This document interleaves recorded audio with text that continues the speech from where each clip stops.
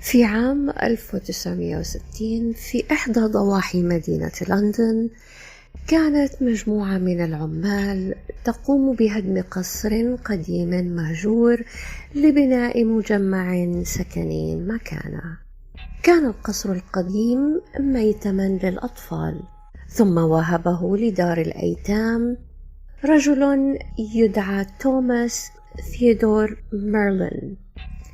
خلال عملية الهدم نزل العمال إلى قبو القصر لتفقده، فعثروا على باب سري محكم الإغلاق خلف أحد الجدران، وبعد جهد تم فتح الباب ليتفاجأ العمال بمجموعة كبيرة من صناديق مغلقة وجرار مليئة بجثث محنطة لكائنات غريبة لا تشبه البشر، وهياكل عظمية مثبتة في ألواح لكنها ليست بشرية ولا تنتمي للحيوانات. مخطوطات غريبة وقلوب وأعضاء بشرية محنطة، أجسام تشبه الجنيات المحنطة، وقطع أثرية من أصل غير معروف. كانت تلك القطع مشرحة ومحفوظة، والكثير أيضا من التحف والغرائب التي لم يشاهدوها في حياتهم. هياكل بشرية لأقزام ضئيلة الحجم بشكل لافت مع أجنحة تشبه الجنيات الطائرة التي شاهدناها في أفلام الأطفال.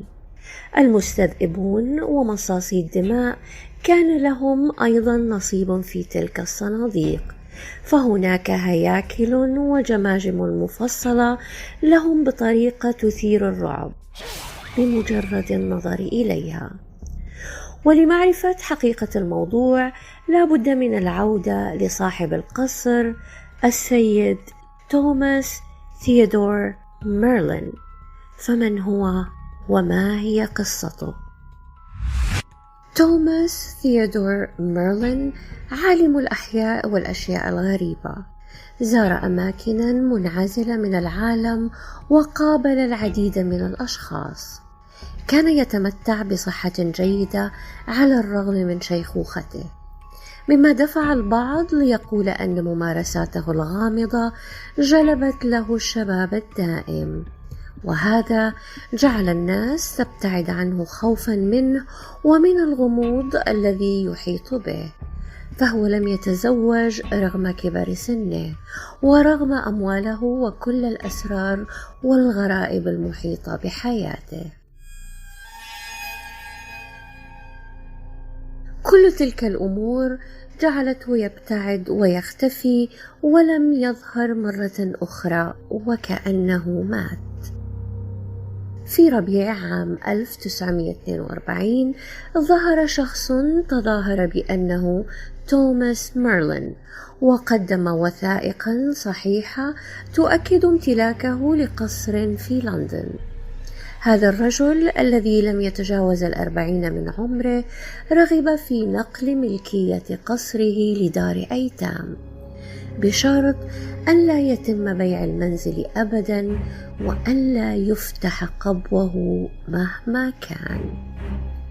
اختفى المدعو توماس ميرلين مرة أخرى ولم يره أحد بعد ذلك. في عام 2006 قام مجموعة من المؤلفين بنشر كتاب ادعوا فيه أن القطع الأثرية والأجسام الغريبة لتوماس ميرلين هي مجرد خدع قام بها مجموعة من الفنانين والنحاتين.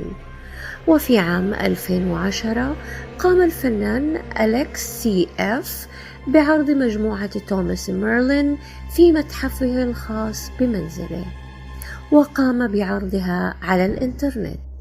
لكن يظل السؤال قائما: كيف وصلت المجموعة ليد أليكس؟ وأين كانت مختفية كل تلك السنين؟ هل عرضت على علماء للكشف عن حقيقتها وماهيتها؟ ولماذا عند اكتشافها لم تقدم إلى المتحف البريطاني أو إلى علماء الآثار للتحقق منها؟ فأين كانت ومن احتفظ بها كل ذلك الوقت؟